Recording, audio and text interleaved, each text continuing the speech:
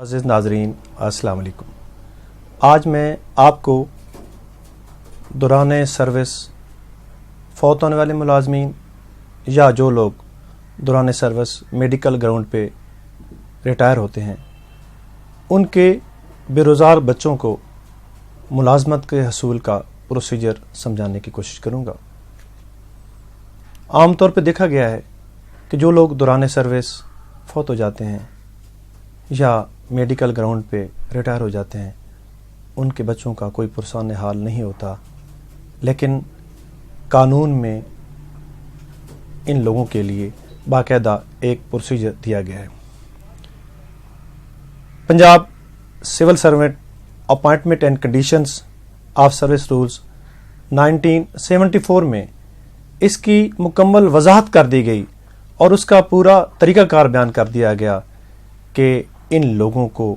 اس بے روزگار بچے کو ملازمت کیسے دی جائے گی۔ اس میں سب سے پہلے کہا گیا کہ اگر ان کو گریڈ 6 یا اس سے ابو کسی سیٹ پر پنجاب پبلک سروس کمیشن کے تھرو اپلائی کرے گا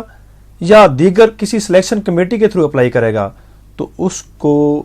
10 اضافی نمبر دیے جائیں گے، لیکن اس کے ساتھ ایک شرط دی گئی کہ اس کو اس سیٹ کے جو مطلوبہ معیار پر پورا اترنا ہوگا۔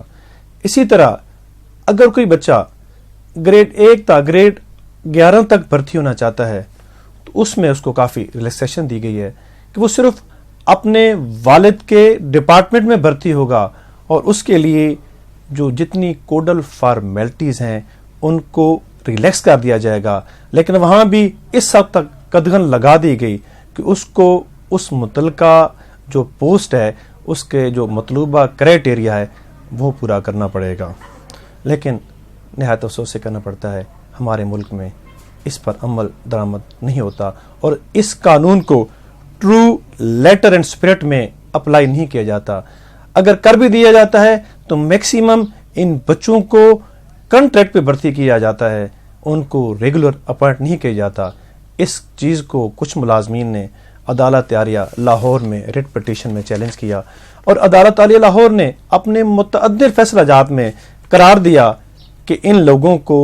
چونکہ ریگولر پوسٹ کے تھرو یہ اپوائنٹ ہوتے ہیں ان کو کنٹریکٹ پہ نہ بھرتی کیا جائے بلکہ ان کو ریگولر بھرتی کیا جائے، بلکہ عدالت عالیہ لاہور نے تو یہ قرار دیا کہ ان جن بچوں کو کنٹریکٹ پہ اپوائنٹ کیا گیا تھا ان کو ڈیٹ آف اپوائنٹمنٹ سے ریگولر کیا جائے۔ معزز ناظرین، اسی طرح ان اسپیشل بچوں کے لیے ان کی عمر میں بھی ریلیکسیشن دی گئی، یعنی ان کی ایج ریلیکسیشن کا قانون میں بھی اس کی وضاحت کر دی گئی۔ اس کے لیے Punjab civil servant recruitment relaxation of upper age limit rules 1976 میں اس کی وضاحت کر دی گئی کہ جو لوگ اس 17A کے تحت بھرتی ہوں گے ان کو رول 3 رومن 8 کے تحت 5 سال کی مزید رعایت دی جائے گی، مزید ریلیکسیشن دی جائے گی۔ اسی طرح رول